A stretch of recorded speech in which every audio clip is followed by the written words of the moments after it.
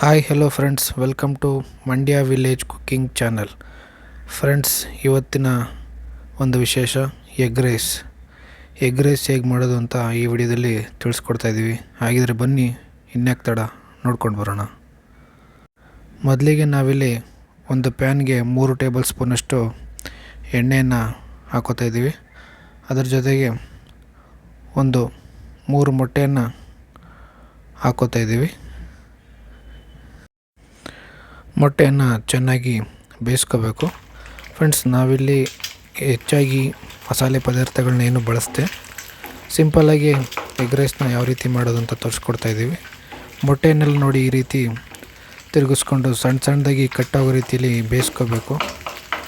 ಈ ರೀತಿ ಸಣ್ಣ ಪೀಸಾಗಿ ಕಟ್ ಮಾಡ್ಕೋಬೇಕು. ಕಟ್ ಮಾಡ್ಕೊಂಡು ಜೊತೆಗೆ ಉಪ್ಪನ್ನು ಸೇರಿಸ್ಕೋಬೇಕು.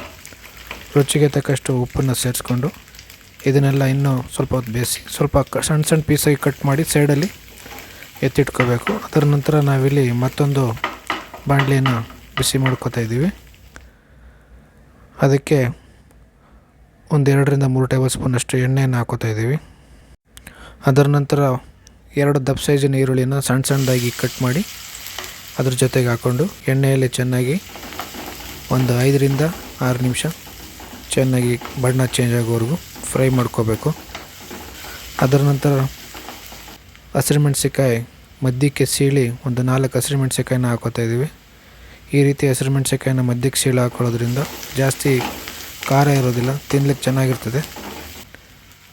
ಅದರ ಜೊತೆಗೆ ಶುಂಠಿ ಬೆಳ್ಳುಳ್ಳಿ ಪೇಸ್ಟನ್ನು 1 ಟೇಬಲ್ ಸ್ಪೂನ್ ಹಾಕೋತಾ ಇದ್ದೀವಿ. ಅದರ ಜೊತೆಗೆ ಸೋಯಾ ಸಾಸನ್ನು 1 ಟೇಬಲ್ ಸ್ಪೂನ್ ಹಾಕೋತಾ ಇದ್ದೀವಿ. ಇದೆಲ್ಲವನ್ನು ಹಾಕ್ಕೊಂಡು ಚೆನ್ನಾಗಿ ಮಿಕ್ಸ್ ಮಾಡ್ಕೋಬೇಕು. ಮಿಕ್ಸ್ ಮಾಡಿಕೊಂಡು ಒಂದು 5 ನಿಮಿಷ ಮೀಡಿಯಮ್ ಫ್ಲೇಮಲ್ಲೇ ಚೆನ್ನಾಗಿ ಹುರ್ಕೋಬೇಕು. ಅದರ ಜೊತೆಗೆ ಒಂದು ಮೊಟ್ಟೆನ ಇದಕ್ಕೂ ಕೂಡ ಸೇರಿಸ್ಕೋತಾ ಇದ್ದೀವಿ. ಸೇರಿಸ್ಕೊಂಡು ಇದನ್ನೆಲ್ಲ ಇನ್ನೂ ಒಂದು 5 ನಿಮಿಷ ಹಾಗೆ ಫ್ರೈ ಮಾಡ್ಕೋಬೇಕು. ಅದರ ಜೊತೆಗೆ 1 table spoon chilli powder, garam masala 2 table spoon, ಇದೆಲ್ಲವನ್ನು ಹಾಕ್ಕೊಂಡು ಚೆನ್ನಾಗಿ ಮಿಕ್ಸ್ ಮಾಡ್ಕೋಬೇಕು. ಇದ್ರ ಜೊತೆಗೆ ಸ್ವಲ್ಪ ಉಪ್ಪನ್ನು ಸೇರಿಸ್ಕೋತಾ ಇದ್ದೀವಿ. ಅದಾದ ನಂತರ ಕರಿಬೇವಿನ ಸೊಪ್ಪು ಸ್ವಲ್ಪ, ಇದೆಲ್ಲವನ್ನು ಒಂದು 2 ನಿಮಿಷ ಇದೇ ರೀತಿ ಫ್ರೈ ಮಾಡ್ಕೋಬೇಕು. ಈಗ ನಾವು ಮೊದಲೇ ಎತ್ತಿಟ್ಕೊಂಡಂಥ ಮೊಟ್ಟೆ ಪೀಸ್ನ ಇದಕ್ಕೆ ಹಾಕೋಬೇಕು. ಇದಕ್ಕೆ ಹಾಕ್ಕೊಂಡು ಎಲ್ಲ ಮಿಕ್ಸ್ ಆಗೋ ರೀತಿಯಲ್ಲಿ ಇದೇ ರೀತಿ ಕೋಟಿಂಗ್ ಆಗಬೇಕು.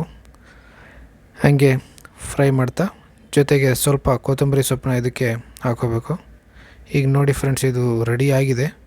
ಇದಕ್ಕೆ ನಾವು ಅನ್ನನ ಸೇರಿಸ್ಕೊತಾ ಇದ್ದೀವಿ. ಅನ್ನನ ಸೇರಿಸ್ಕೊಂಡು ಚೆನ್ನಾಗಿ ಕಲಿಸ್ಕೊಂಡು, ನಿಮಗೆ ಹೆಚ್ಚಾಗಿ ಗ್ರೇವಿ ಟೈಪ್ ಬೇಕಂದರೆ ಅನ್ನ ಕಡಿಮೆ ಹಾಕ್ಕೊಳ್ಳಿ. ಇಲ್ಲ ನಾವು ಈ ರೀತಿ ಏನು ತೋರಿಸ್ತಾ ಇದ್ದೀವಿ ಈ ರೀತಿ ಬೇಕಂದರೆ ಅನ್ನನ ಹೆಚ್ಚು ಹಾಕ್ಕೊಂಡು ಕಲಿಸ್ಕೋಬೋದು. ಇದ್ರ ಜೊತೆಗೆ ನಿಮಗೆ ಉಪ್ಪು ನೋಡಿಕೊಂಡು ನಮಗೆ ಸಪ್ಪೆ ಇತ್ತು, ಅದಕ್ಕೋಸ್ಕರ ಇನ್ನು ಸ್ವಲ್ಪ ಉಪ್ಪು ಹಾಕೋತಾ ಇದ್ದೀವಿ. ಅದ್ರ ಜೊತೆಗೆ ಸ್ವಲ್ಪ ಕೊತ್ತಂಬರಿ ಸೊಪ್ಪನ್ನ ಹಾಕೋತಾ ಇದ್ದೀವಿ. ಈಗ ನೋಡಿ, ಎಗ್ ರೈಸ್ ಫೈನಲ್ ಆಗಿ ಈ ರೀತಿ ರೆಡಿಯಾಗಿದೆ. Friends, thanks for watching. Please subscribe ಮಾಡಿ. Thanks for watching.